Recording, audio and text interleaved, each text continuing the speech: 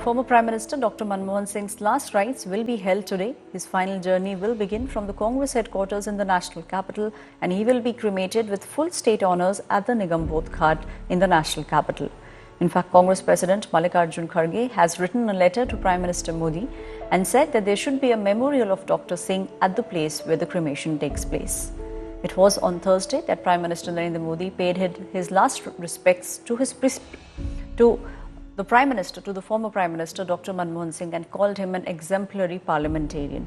Former Congress President Sonia Gandhi also wrote a very emotional message. She said Dr. Singh was her friend, philosopher and her guide. She also stated that it was his vision that empowered millions of lives, and the people of India will also be very grateful to him.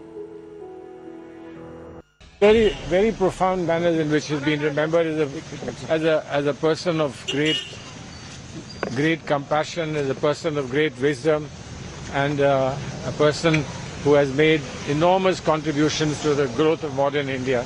मेरे को मौका मिला उनके साथ काम करने का जब वो वित्त मंत्री थे और मैं सांसद था। उस समय एकदम उन्होंने किसानों के खाद का भाव बढ़ा तो मैं पार्लियामेंट्री फार्मर्स फोरम का सेक्रेटरी था, तो 30-40 हम सांसद उनके पास गए और वहाँ हमने उनसे आग्रह किया भाई ये किसानों के हित में नहीं है।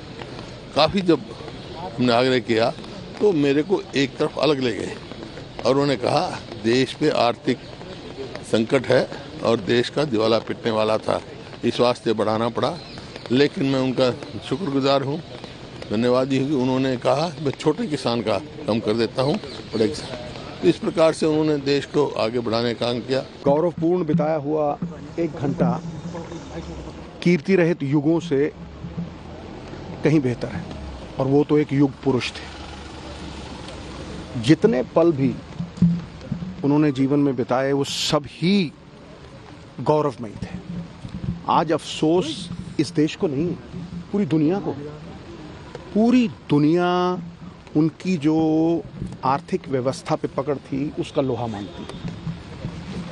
See, men in flesh and blood will come and go, but institutions live forever. मैं जिसके लिए उनका हृदय से सम्मान करता हूं, जिस तरह से नरसिम्हा राव की अगुवाई में वित्त मंत्री के रूप में उन्होंने भारत की अर्थव्यवस्था को खोला और भारत की उद्यमशीलता को आगे बढ़ाया। वो प्रधानमंत्री भी रहे, उसमें भी कई निर्णय उनके हुए। एक बात जो मुझे हमेशा याद आती है, हम लोग राज्यसभा में थे, मैं विपक्ष का उपनेता भी था, स्वर्गीय अरुण जेटली नेता थे, तो हम लोग की बहस होती थी कई विषयों पर।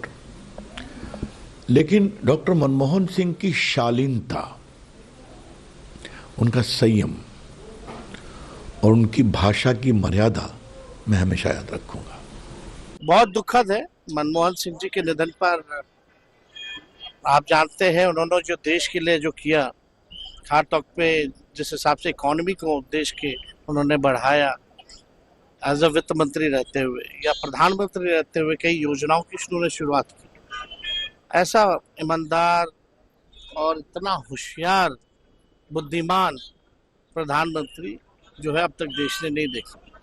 और हमारे पिता को बहुत माना करते थे, लालू जी भी उनको बहुत मानते थे, और उस समय तो चाहते थे सब लोग कि भाई सोनिया जी सीएम बने, लेकिन जब मनमोहन सिंह जी का नाम आया तो सब लोग उनके नाम पे तैयार हुए। तो ये उनमें क्वालिटी थी।